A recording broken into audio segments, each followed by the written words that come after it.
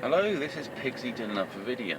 And now I sent a message to the House of Commons in the UK because if I sent it anywhere else, I don't think it would probably be getting ignored. But I mean, we had a Brexit in this country,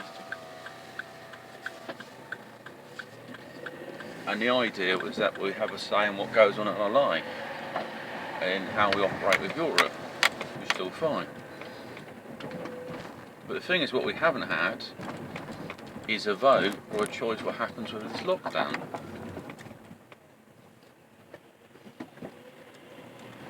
Which,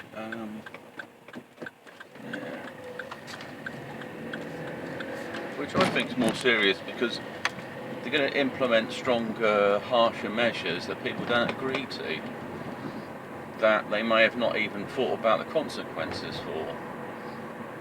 And then there's a long term, is the economic impact of having a lockdown for years, potentially, because it kowtows to the interests of the Prime Minister, possibly with certain vaccine corporations that are going to make vaccines, the big pharma. It's like, let's delay the process until the vaccine comes. It's going to come any time. The billions have been spent in that direction, and then businesses have been broken by it. And what's going to happen is that when all the businesses collapse, you make a note of which businesses have failed, and then you implement your own bloody companies. You put them in place. That's what you're going to do, like a big buyout, because everything's gone broke basically. And then you can, like I say, just set yourself up. So if you want to infiltrate a country, that's one way to do it. You said about warfare starts at the stage of the economic stage. And so you end up financially ruining the country before you move it into the next phase. And I think with us broken, then they believe we'll be sort of begging Europe to take us back. It might be under their control. That's the issue. There we go. So, I mean, the thing is, if we go to vote, so I say that there's probably other interests why delaying with politicians in this decision making. And I mean, if I want to look across the pond, you know, with Trump, he's got businesses that are probably losing millions.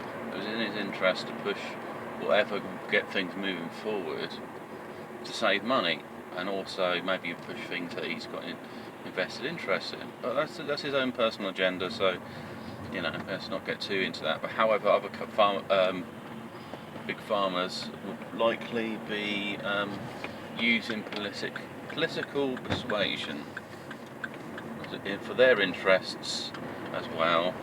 And it's a bit like the PPE and stuff, all these boasts, we've got all this. But if you're not making money, you cut the country financially, it's going into ruin, and you can't dig your way out of a hole.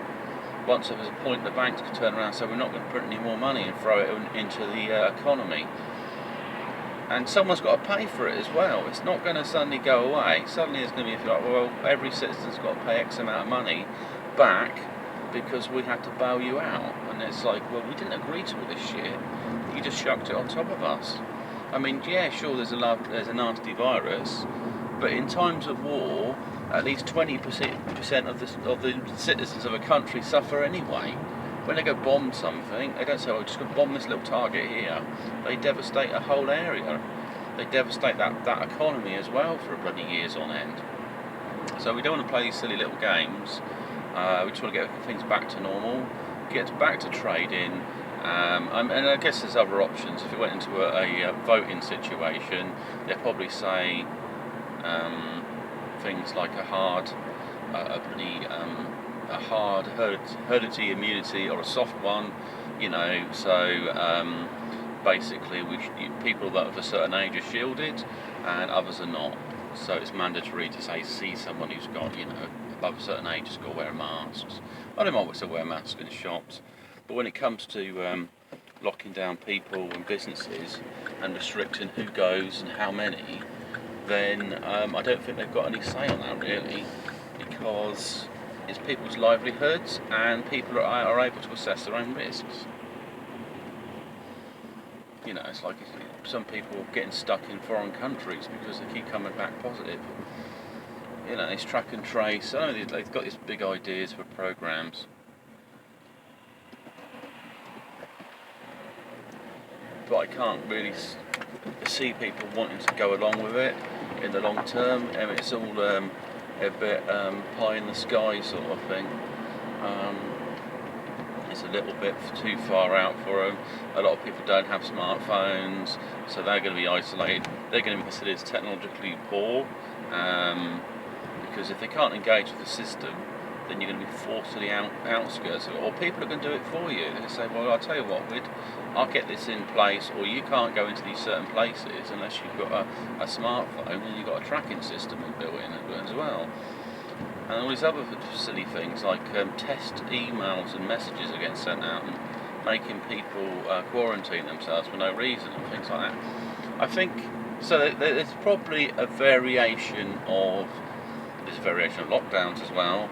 You know, there's a soft and hard lockdown, and then there's other, like I say, with the herd immunity. You might still protect a group until some kind of vaccine is generated. However, you don't need a vaccine. Blood transfusion gives you that from a healthy person, especially a healthy relative. So you've got a relative that's had the virus, no problems, and he's got an elderly aunt or whatever.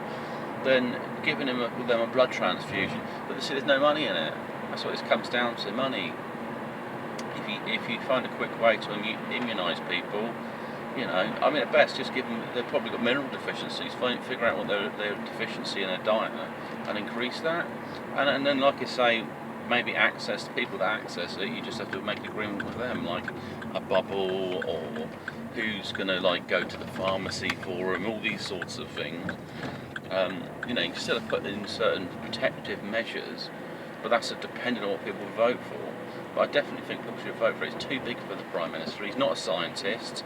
He might be not a politician. Yeah, but he likes the thing. He likes the banter and so on. But however, he's not the best person. That's what he's got to realise. And these scientists, they don't know what's going on either. They say, all this, all that. But the reality is they're not too sure either. They just keep umming and ahhing because they've never tackled a beast like that before, you know. They just don't know what's going on completely, and who is these advisors, and who are all these scientists that people get quoted? You don't trust the science.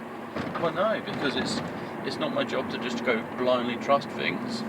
It's my position to analyse data and make political decisions based on that, or whatever, you know.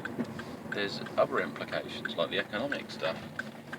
And a scientist of what? Like I say, I mean, virology, it could be sociology, it could be all sorts of other areas. And they collectively sitting down around the table saying, well, old people are at high risk, young people are carriers. You know, are they carriers? Or how does it actually work? Could it be with us at years carrying it? So anyway, this is Pigsy signing off for this video, and have a great one.